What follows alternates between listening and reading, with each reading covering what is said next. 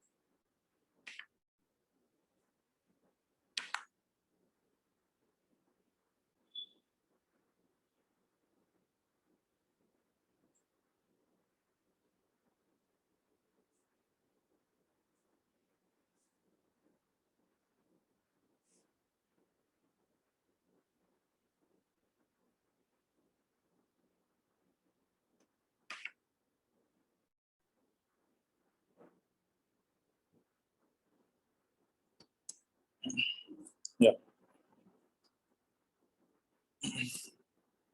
So I hope you're able to see the screen, right? Yes, sir. Okay.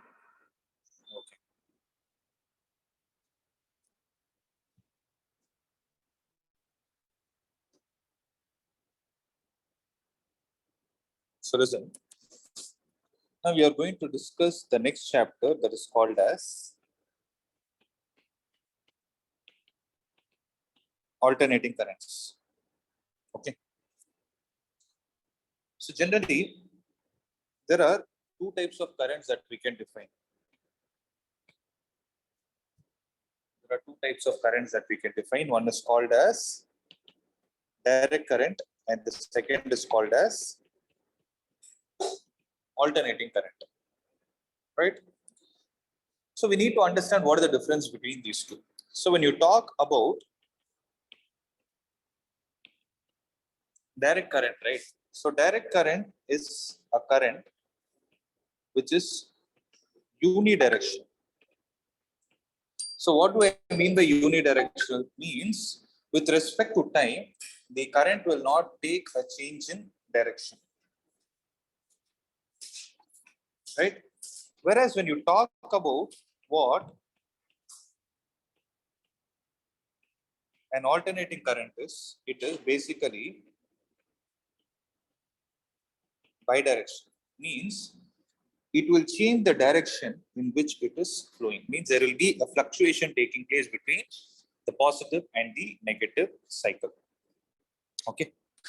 So that's what we call it as direct and alternating current. So when you want to plot a direct current on a graph sheet, right?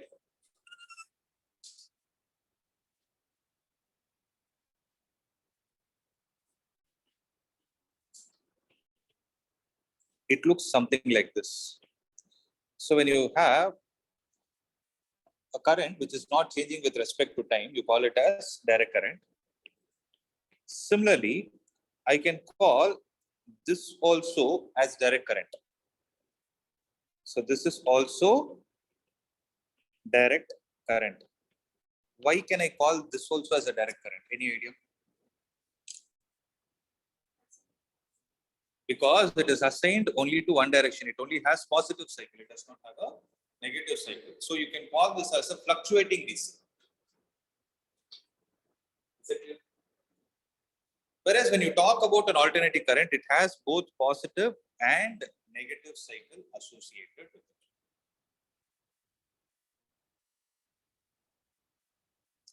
Is that point clear?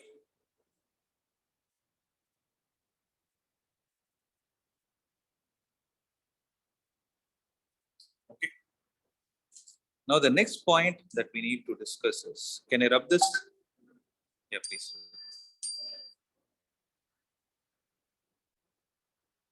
No, I just told the currents are classified into two types. This is the main part.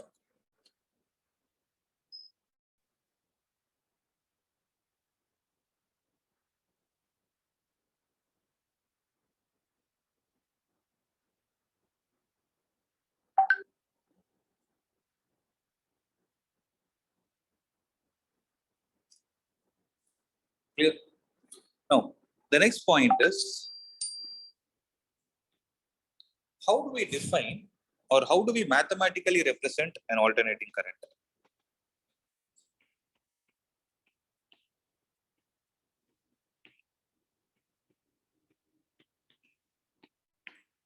So mathematical representation of AC is something like this. E is equal to, you write it as sine omega t. Right? This is what we saw yesterday. We derived it also. Where E is called as instantaneous EMF. Okay. E naught is called as peak value. Okay. Omega is called as the angular frequency.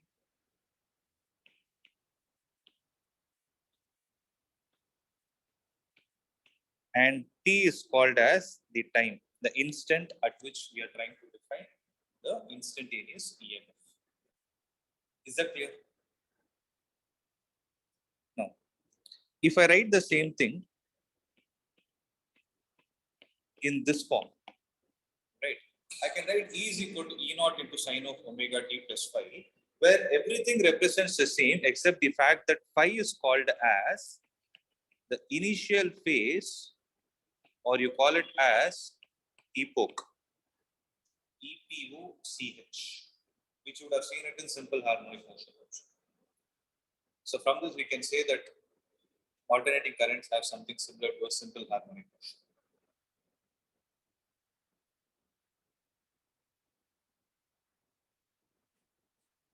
Okay, so E is equal to E naught sine of omega t plus phi, which is called as initial phase or epoch. Right. Now this is what an alternating currents mathematical equations. So symbol used for AC source is a circle and a line and a wave kind of it around it.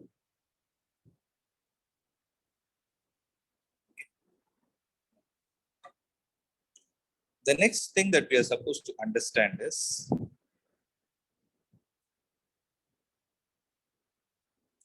average value of AC over a complete cycle. But before that, if I say instantaneous EMF is equal to E naught into sine omega t, can I say instantaneous current would be replaced with I? Can I write this as I is equal to I naught into sine omega t? Right, that I naught you can obtain it in different ways, depending on what is the device across which you connected that alternating source. So I is equal to I naught into sine of omega t. Okay.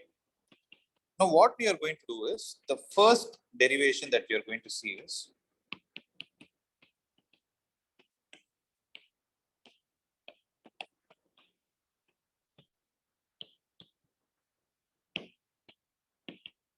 average value of AC over a complete cycle. Meaning, if I plot the graph showing the variation of current versus time, then the graph will look something like this, where this is called as the positive cycle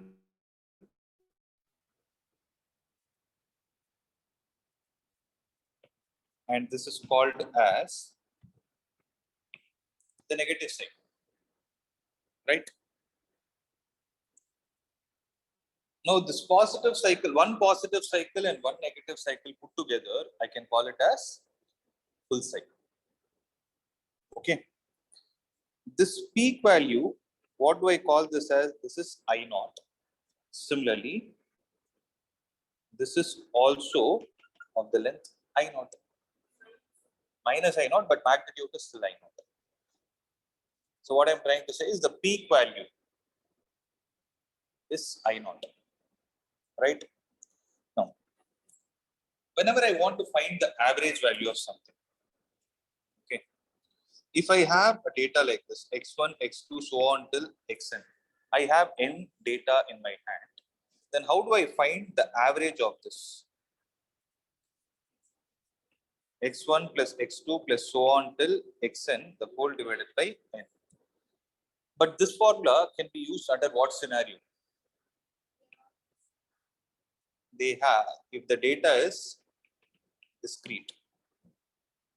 So if you have discrete data, means if I ask you the average of 1 plus 2, average of 1, 2, 3, 4, 5, after 1, you're not concerned about 1.011, 1.002. You're not concerned about those numbers. You're concerned only with 1 and 2. So these are called as discrete data. Whereas when you look at the graph, generally whenever you represent something with a graph, the graph will not be a discrete value. It is going to be a continuous value. So when it is continuous value, then what are we supposed to do? See, for example, here I can write it as sigma xi, where I is equal to 1 to n divided by capital N. Can I do that? Can I? Now, if I have this cycle,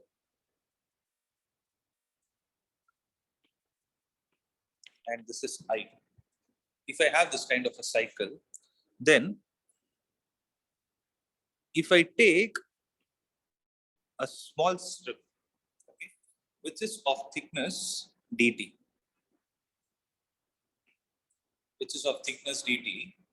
then what can I write the area of this portion as? Observe, I average, I can write it as sigma is used for discrete value. Sigma in the case of continuous value is replaced with integral. Integral of 0 to capital T. Why 0 to capital T? Because we are trying to find the average value for one complete cycle or one time period. 0 to T, the instantaneous value I multiplied with dt. Okay, this is the numerator part. You have to divide it with a complete cycle of time period, that is capital T. Is this clear?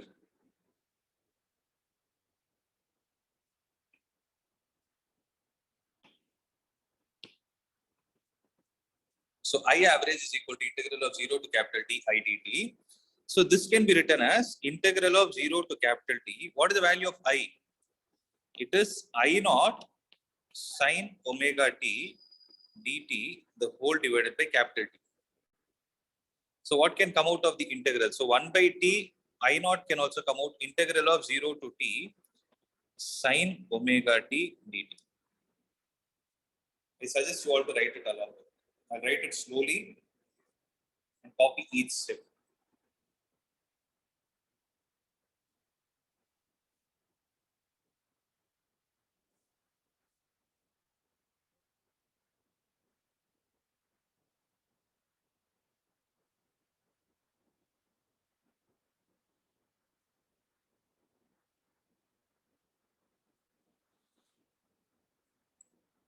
Is it clear?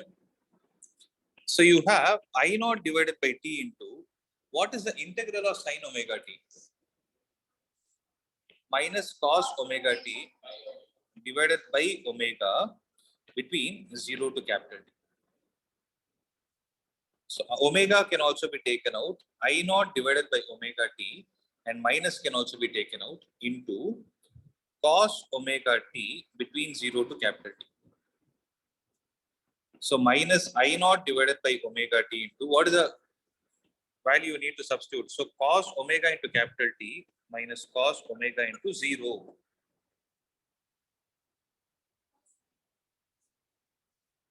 So minus I naught divided by omega t into cos of omega, I can write it as 2 pi by capital T into capital T minus cos omega into 0 is cos 0.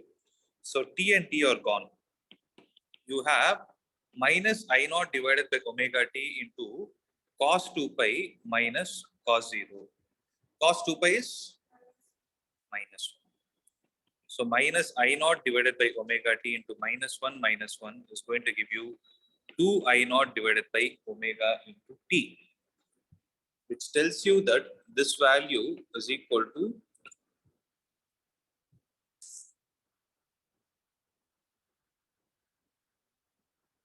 1 minute wait, there is a mistake. It should come out as 0.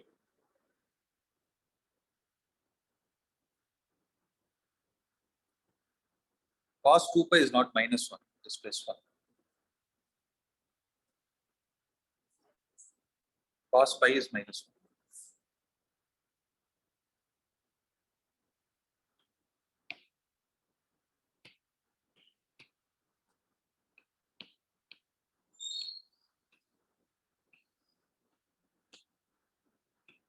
So it is 1 minus 1, which gives you 0.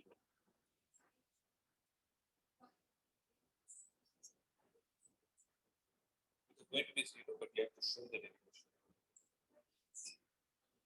Because positive and negative side, but you need to know it mathematically, right? That's why. They ask you to prove that the average value over a complete cycle is 0. You cannot use a graph and say the logic. Let's say it's come for 3 marks. So 0. So from this, you are able to understand that average value of AC over a complete cycle is 0.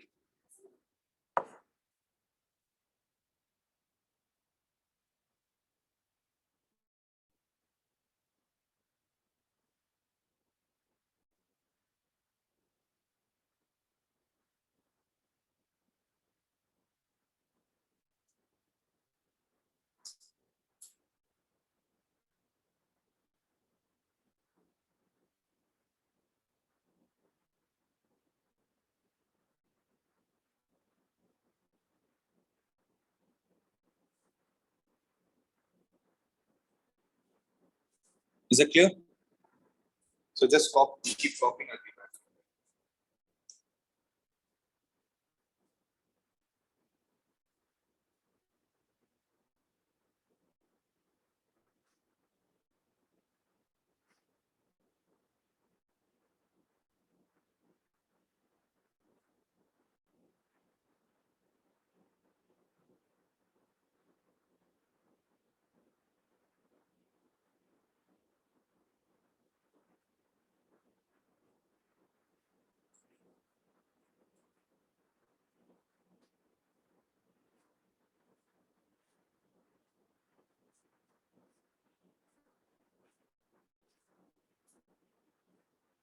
Average value of AC over a complete cycle is 0. Okay. So that is the reason why when you try to find the average value, we do not find it for a complete cycle, we find it only for a half cycle. So you can write down the explanation. Since average value of AC over a complete cycle is 0, we find average value only for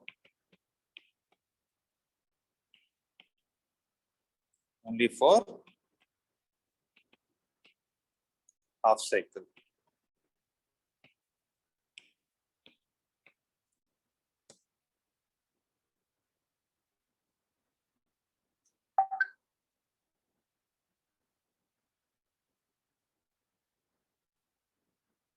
Okay. From this, can we try to define what an average value is?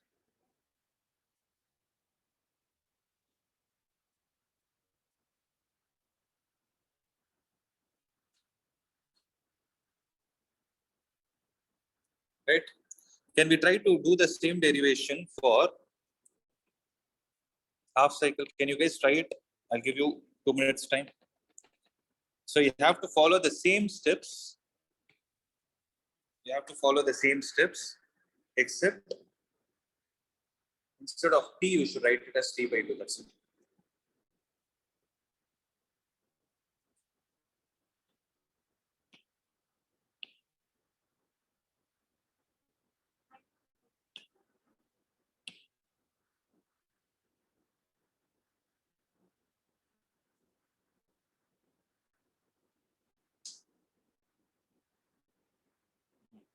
So what will happen? Instead of t, I will write it as t by 2. Here also it will become t by 2. Here it will be t by 2, t by 2, t by 2, and this will become 2i naught by t. Okay. Here it will be t by 2, 2i naught by t.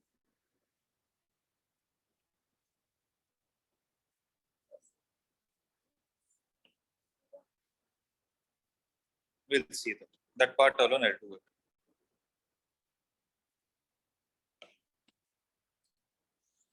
So this will be minus 2i naught by omega t into cos of omega into t by 2 minus cos 0.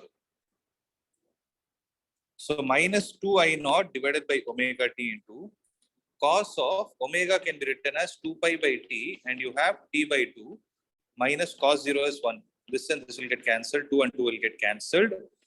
Minus 2i naught divided by omega. Omega is again 2 pi by t into cos pi is minus 1. You already have minus 1. So minus 1 is minus 2. Minus 2 multiplied with this is 2i naught divided by t, and t will get cancelled. You get 2 pi. So you will get I naught divided by pi. Is this what you got?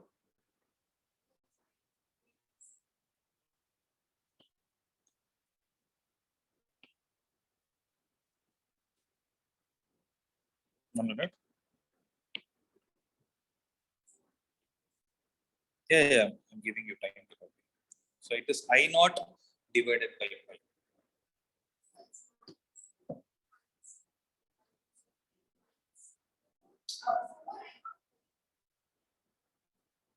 Oh, minus 2 into minus 4. It's minus 4. It's actually 2i naught by pi. Yeah?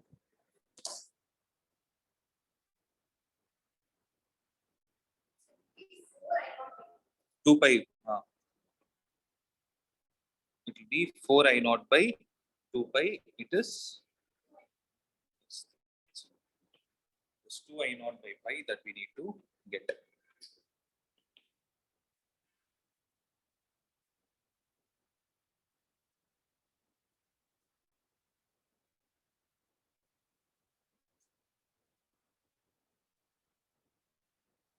So 2 by pi will give you a value. So average value over half cycle will give you 0.637 times I naught.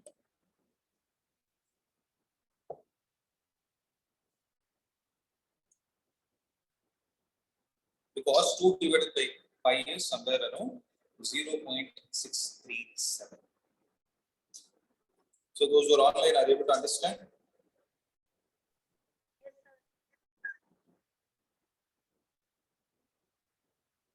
Yes, sir. Okay.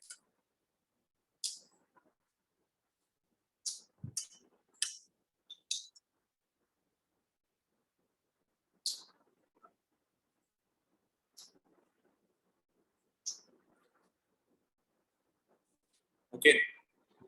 So we proceed to the next one. Yeah. So one concept to be understood is average value of AC is not found for a complete cycle. It is found only for half a cycle. Okay. Next is RMS value of AC. RMS value of AC.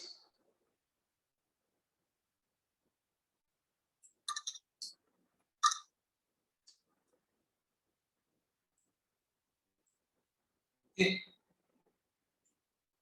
So RMS means what? RMS value of AC. So RMS refers to root mean square, or you also call it as virtual current.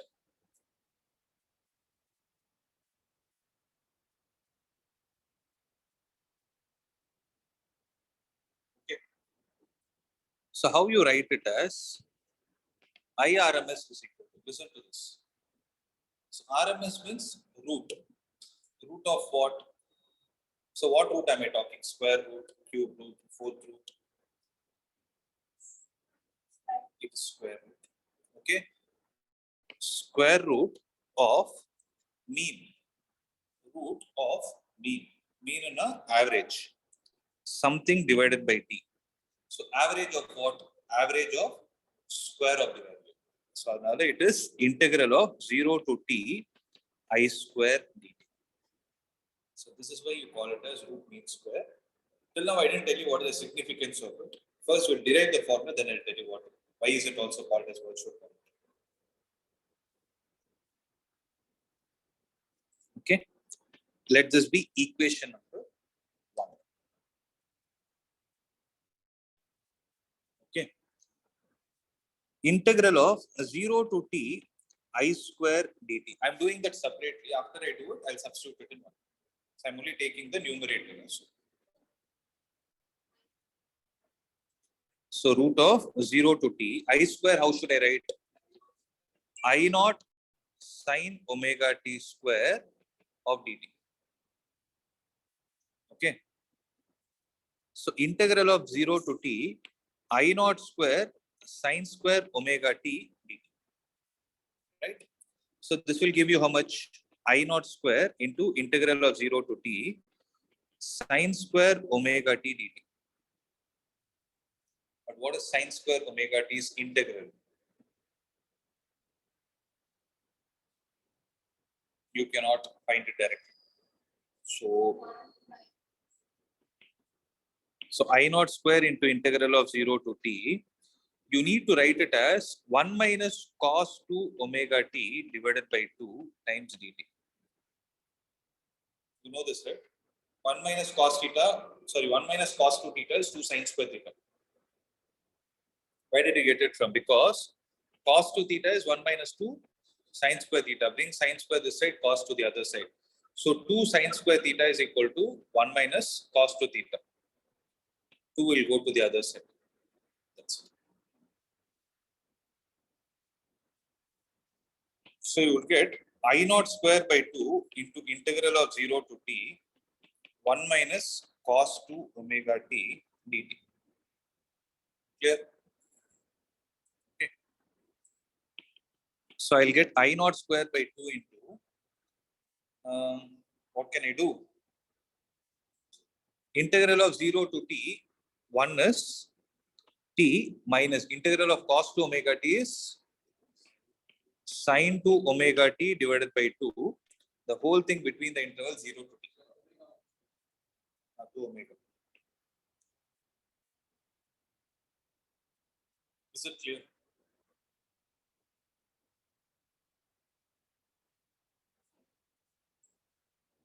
Integral of 1 is t minus integral of cos 2 omega t sine 2 omega t divided by 2 omega. Okay, between 0 to t. So this will give you I naught square by 2 into capital T minus sine 2 omega into capital T divided by 2 omega minus of 0 minus 0. Okay. So this will be I naught square by 2 into capital T minus sine of 2 into omega. I can write it as 2 pi by t into t divided by 2 omega. So t and t are gone. What is sine 4 omega? 4 omega. Sine n pi, sorry, sine 4 pi. Sine n pi is 0. That's what the general solution says. So this is 0 means I naught square divided by 2 into capital T is what is this integral of 0 to t I square dt is. So this is what is integral of 0 to t I square dt is. So let me call this as 2. If I take this as 2, then I RMS will be equal to square root of, in this place, can I replace it with I naught square by 2? So I naught square T divided by 2 divided by capital T, this and this will get cancelled. You will get I naught divided by, which is also equal to 0.707 times I naught. Because if you rationalize it, so root 2 by 2 into I naught.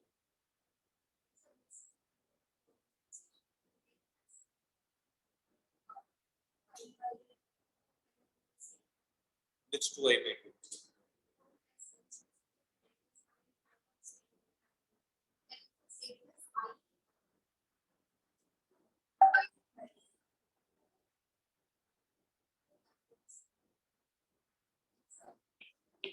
I square dt, in the place of I we substituted I naught sin omega t.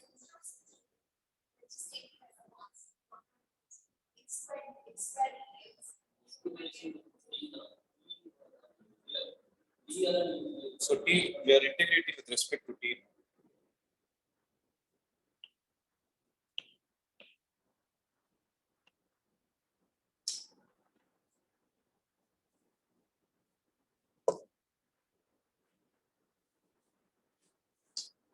So 0.707 times I.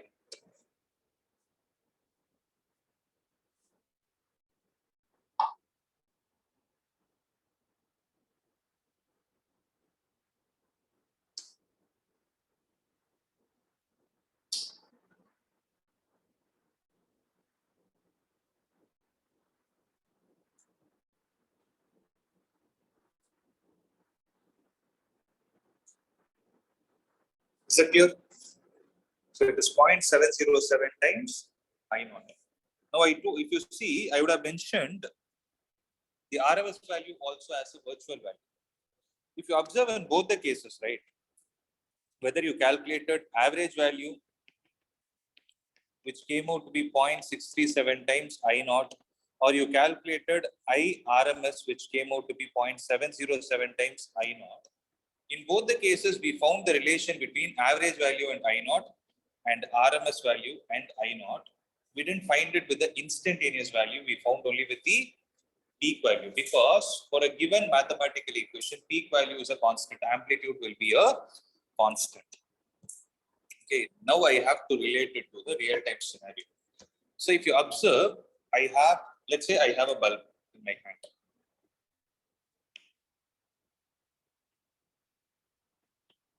Will that bulb glow if I connect it to a DC source? Obviously, it has to, because there is some energy source. Now, if I have the same bulb which is connected to an AC source, will the bulb glow? Yes, it will.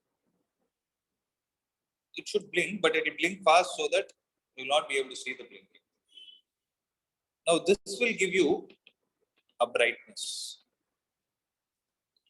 This will also give you a brightness. Okay. Let's say this is a 12-volt battery. And let's say you have connected it to a value of I is equal to I naught into sin omega t. E is equal to, actual birthright is E is equal to E naught, because 12 volt. So E is equal to E naught sin omega t. Now I just want to make one more point here. If I average is 0.637 times I naught, E average will be equal to 0.637 times E naught, and E RMS will be equal to 0.707 times E naught. You want to copy it? Write it. We are not done with this one.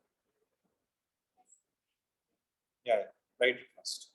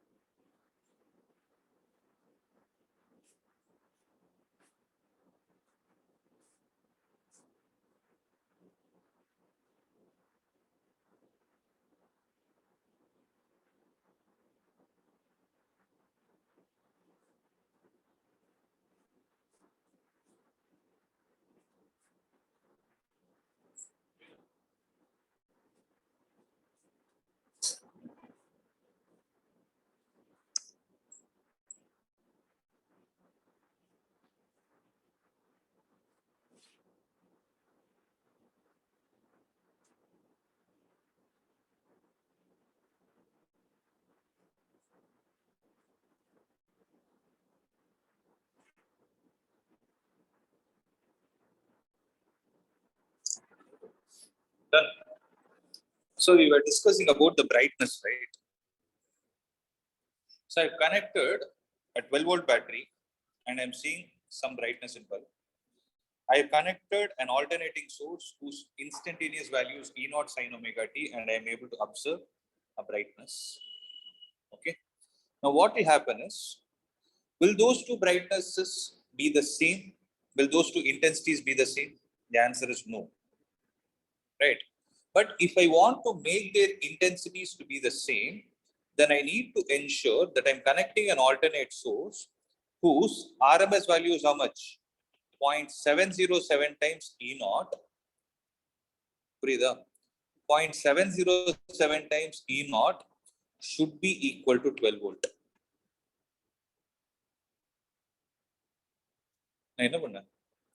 I found the peak value of AC, and the peak value I multiplied with 0.707 so that I get the RMS value. And that RMS value of AC should be equal to that value of DC across which you connected the same bulb. So basically, if you see, average value or RMS value are nothing but equivalent DC values. So one point is that is to be noted is instantaneous value is alternating value, whereas E naught is a direct value. E naught is a fixed value. So that E naught has a factor of 0.637 or 0.707. Those two are equivalent DC values. So in real time, what is happening is, at our home, we are using devices which would need 230 volt, right? You know this value. So this 230 volt, what value is this? What is that value then? What is this? Is it average value or RMS value? It is the RMS value. So many people think the 230 volt that we are receiving at our home is the peak value. It is not the peak value. It is the RMS value that is being received, based on which all the electrical devices, your fans, tube lights, and everything are designed. So that is how it works. So in India, it is somewhere around 230 volt. In US and all, they use around 110. 110, exactly half. So that's why if you see the shape of the charger, everything also they will change it according to their own requirements.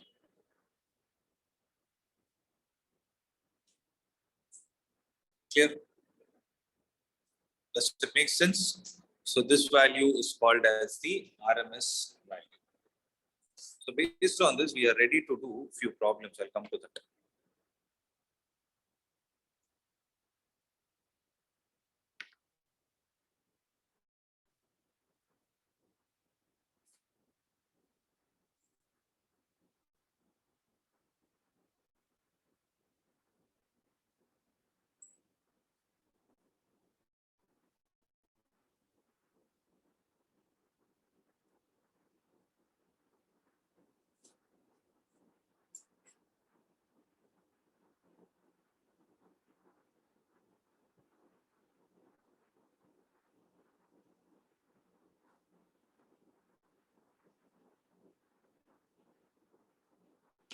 Sorry, I don't think I have problems.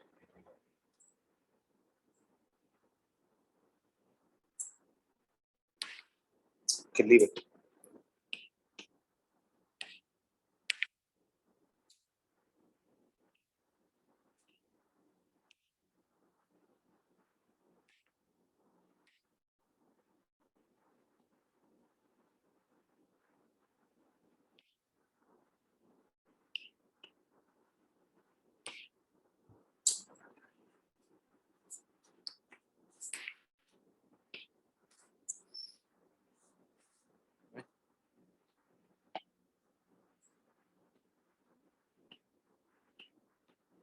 So we'll go to the next concept.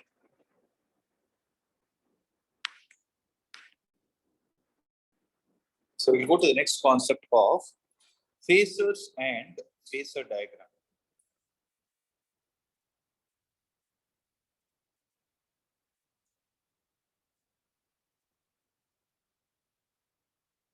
So the next one would be phasors and phasor diagram. Okay.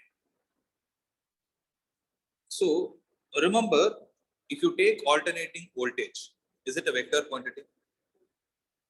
Is voltage a vector quantity? What is potential difference? Potential difference is work done. It's not a vector quantity. But why are we using phasors? Phasors na rotating vector.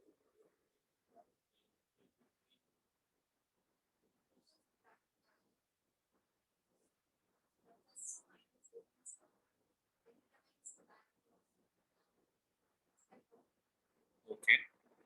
To be more specific, right? We are just taking the help of vectors. Actually, you are not representing anything. We are taking the help of vectors mainly to understand the phase differences. So why I am calling it as phase differences, because when you take an AC source and connect it across different devices like resistors, inductors, capacitors, and combination of them. For example, your fan is there. The fan is rotating. Does it have only resistance? Does it have only capacitance, or does it have only inductance? Is what is important. If you take a fan, right, if you try to dismantle it, you will have a coil inside it. So wherever there is a coil and there is current, you can think of magnetic field. Right, that is one thing. And inside a fan, you have a condenser. You would have heard of the word condenser. Whenever a fan fails, the first thing that they will check is condenser. Condenser is basically a capacitor. Similarly, you have a wire. Those wires have resistances. So what you're doing is the fan is experiencing, the fan is actually working with all these three passive elements. So individually, what we need to understand is when you supply voltage to a particular device, how fast or how slow is it responding? For that, I need to understand the concept of phase difference. Right? If I have to do that, there are two ways to analyze it. One is graphically, or I can go with it mathematically, where I need to be very good with trigonometry to understand. That is the problem. To simplify that, what they did is they took the concept of vectors. So you have to understand. So don't get confused that just because we are using vectors, they are trying to take EMF and current. They're saying current and EMF are vectors. It's only a tool. Okay. So when you talk about a rotating vector, that represents the sinusoidally varying quantity. That is actually that. The rotating vector that represents a sinusoidally varying quantity means if I have a sine graph or a cosine graph, both are sinusoidal waves. Those waves can be represented with the help of a circle and its radius along with the angle. That is where the idea is followed. 15, huh? If I have a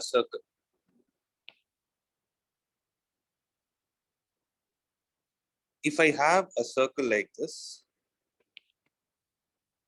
then if I take this to be the radius, okay, if I take this to be the angle theta, then I can represent the vertical as r sin theta and the horizontal as r cos theta. Means I'm able to represent the radius with the help of angle in terms of sine or cosine. So if I replace the radius with the radius vector, will I be able to do the same? Yes. And those vectors are what are called as phasors. And the diagrams where phasors are used is what is called as a phasor diagram. Simple. Okay. So when I take a vector which is rotating, how am I supposed to consider the angles depending on the equations I have in my hand? Right. So whenever we talk about a phasor, this vector is imagined to rotate with an angular velocity equal to the angular frequency of the quantity. Okay. So basically, angular velocity and angular frequency are actually not the same. They have a minor difference. But in this case, what you're doing is you're saying that the vector is revolving exactly with the angular frequency.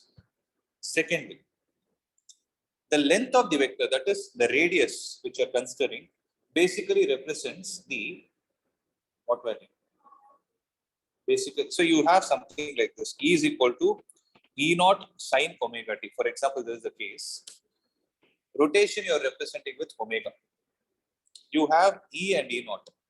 So when I take the magnitude of that vector, what should it represent? Should it represent the instantaneous value or the peak value? So radius will be the peak value.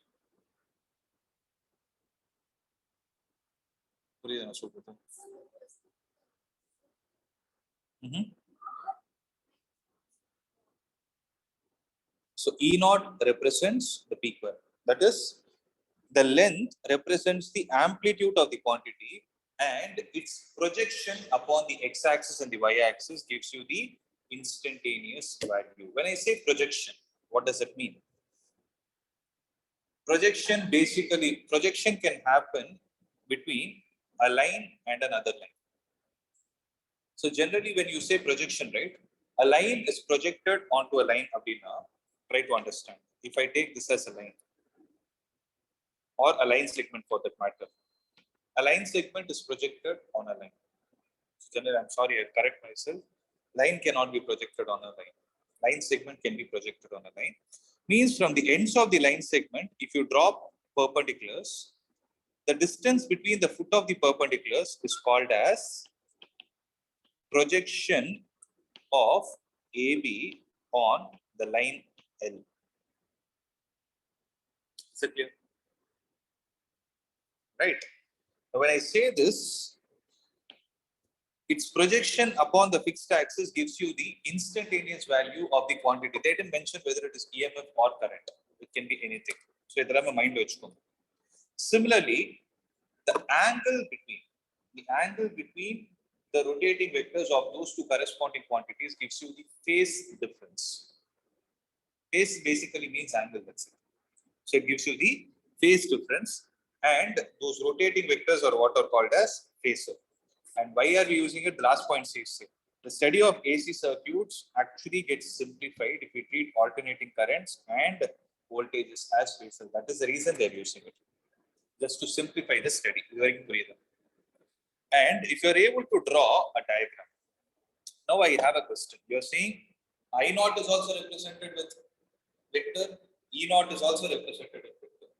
Now, for me to understand the phase difference both, do I need to draw a separate diagram with E naught and separate diagram with I naught? Or will it be easy for me if I combine both of them on the same? If I combine both of them, is it not going to be easy because where I can directly measure with the help of a protractor? Right? So that is what is called as phasor diagram. Now read the definition, you'll understand things better. A diagram represents, a diagram that represents alternating current and voltage of what? Of same frequency. So when you want to draw a phasor diagram, the first point to be noted is the alternating current and the voltage should have the same frequency. If not, you cannot draw them on the same graph. Same angular frequency, omega. Same frequency as rotating vectors along with proper phase angle between them. Means if you represent the alternating current and voltage on the same graph sheet, provided they both have the same frequency, along with what? Along with the angle that shows the separation between them, then that kind of a diagram is what we call it as a phasor diagram. Okay. Suppose I take the input to be, so basically throughout the chapter you will do only one thing. If you understand this, 25 to 30% of the chapter is over. Okay. One is you give input. How do you give input? In the form of voltage. And what do you observe? The output. So output is checked in the form of current. Right? If suppose I say I give an input value, let's say I give an input value of E is equal to E naught sine omega t, and I take I is equal to I naught sine of omega t plus 5. It can be plus 5 or minus 5, we don't know. Some random value I wrote it. Okay. Then I'll be able to draw a graph. I'll not call it as a graph, I'll call it as a phasor diagram, where, observe this clearly, if I take this to be E naught, red color line, then E naught is revolving in E is revolving in anti-clockwise direction, and it has stopped where it makes an angle omega with the x-axis. How did I find it? with its frequency. Actually, not omega, it is omega t. Sine theta, theta is omega t. Okay. Now, similarly,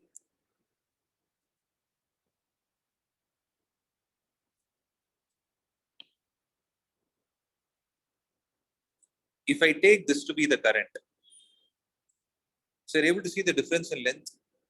So I naught will generally be less than E naught. Most of the times it will be less because input has to be higher than the output.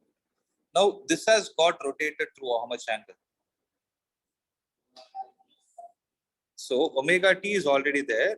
You will add a phi here, so that the length of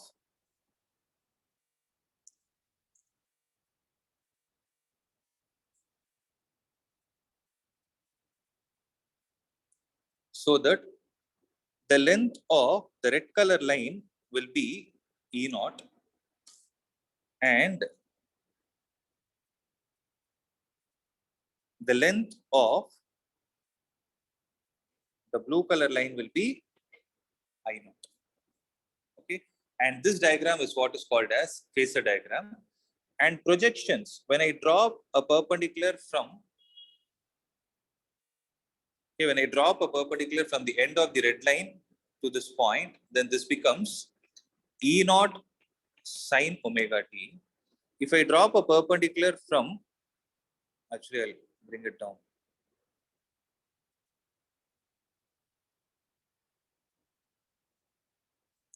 If I drop a perpendicular from the purple line, then this height will be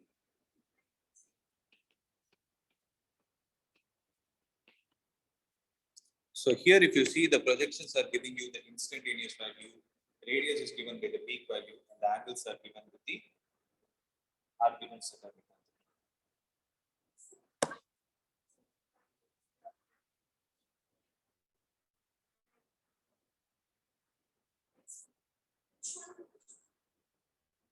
I didn't get it.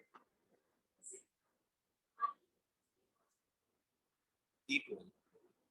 So when I write omega t plus phi, I'm saying, just to give you a lead. So we say current is leading the voltage by phi radians, because current is having more angle, or you can call it as argument also. If it is minus phi, it would have been below.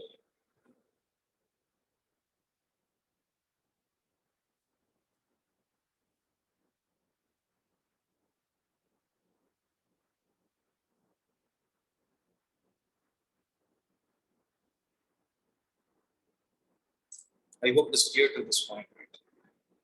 Now, when you observe this, you can see that this is what we are going to do. When you connect an input source across resistor, capacitor, inductor, the combination of them, how will the phasor diagram keep changing? Okay. So, as I told you, one is phasor diagram, the second is by understanding using graphical representations. Okay. Both are easy only. I teach you the technique, that's not a very big deal. So, we will start it in the next class.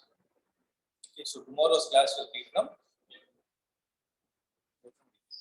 6 to 7. Those are online. I hope you heard it. Tomorrow's class will be from Okay, sir. Yes, sir. 6 p.m. to 7 p.m. Yes. Okay. So revise these concepts before tomorrow's class. One night one of the toughest chapters. It is study properly. Not the derivation. Half of them get scared looking at sine cos. I'm saying half of them get scared looking at sine and cos. Half of the people have trigonometry emotion. Okay. So that's it from my side for today. I'll see you all tomorrow.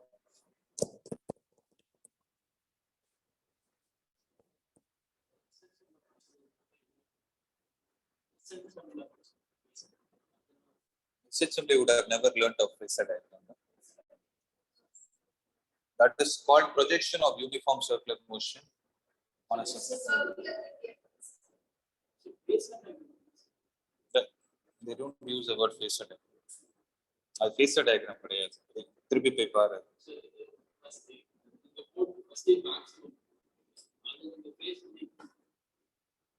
அது பேர் phasor diagram. Phasor diagram is drawn only for alternating currents. That is actually projection of uniform circular motion on எதுக்கு uniform எடுத்துருப்பாங்கன்னு கூட ஒரு reason இருக்கு. For the angular frequency has to be constant. ஏன்னா நீ லாஜிக்கலா யோசிச்சு, when an object is vibrating in a straight line, that's what happens in a section. It's vibrating about a mean point. As vibrate arappa, where is angular frequency then coming into the picture? Why are we writing a is equal to minus omega square x for an object in linear motion? Linear motion, we should speak only about frequency then. Angular frequency angle only when it is circular. At the end, we are trying to connect both so that we will be able to derive certain mathematical equations. Okay, so that's it. Thank you, sir. Yeah.